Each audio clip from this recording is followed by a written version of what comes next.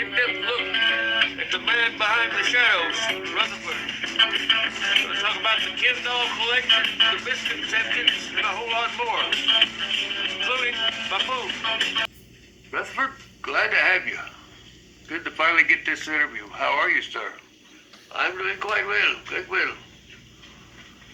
Well, where do we start? How about the Ken doll thing? I think there's some kind of a misconception about the Ken dolls. Well, it started when I was very young. I was raised by just my mother. My father ran out on us when I was quite young.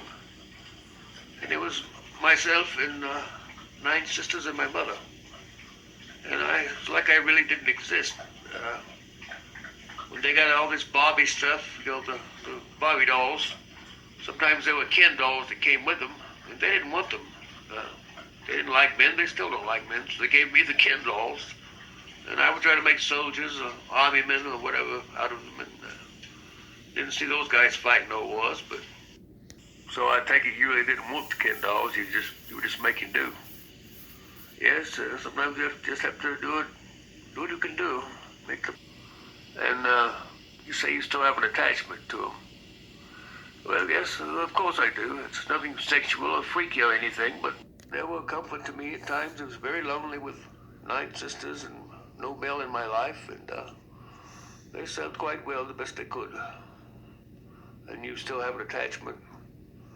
Well, yes, naturally, I do, somewhat. It's nothing sexual or nothing weird that we do. Rutherford. I can see where it's okay for you to poke fun of yourself, true? Well, yes, if you can't make fun of yourself, you can't make fun of anyone. And, that's just part of the show. That's part of the niche. There it is. Make of it what you want. The dead celebrities. How did that go? Oh, it was dreadful. Absolutely dreadful. Satan got this wonderful idea that somehow it would be okay to give them dead people Regeneron, and that would make it just fine. And bring them back to life for a few minutes, and which they had done at experiments and showed you could bring them back for a little bit. They're good for an hour or two, but I mean, dead Elvi was just quite the mess. I mean, now we have litigation and everything else over it, so it wasn't worth it. With the shadow puppets, how did the shadow puppets come to be? Well, I guess it was part of the loneliness thing. I, kind of grew tired of the Ken dolls and wasn't popular amongst my friends playing with those, you could imagine. And my grandmother and I spent quite a bit of time together, and she didn't have anything to play with when she was young either.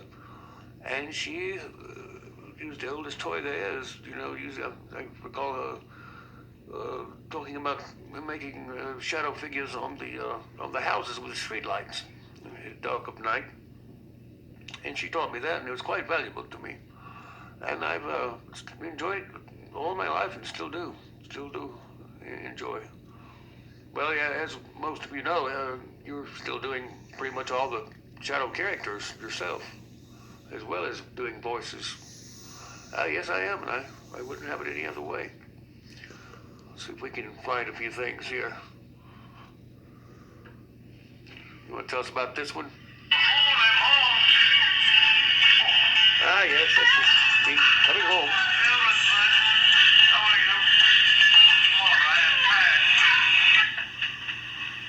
A rough day. Well, you have a tough day at work? Well, you don't work. Well, no, it's not so fucking easy stealing shit,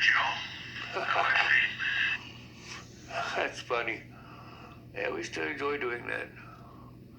Very much so.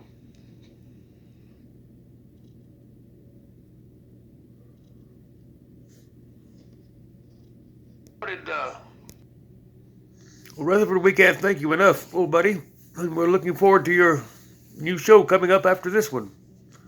Yes, it's just simply titled Rutherford's Night Out. So you'll just have to watch it and see how it goes. I cut loose a little bit. Nothing wrong with that. All right, folks, that was Rutherford Baines Wentworth, a rare interview, and we thank you so much, sir. You're quite welcome, Scott. I appreciate it very much.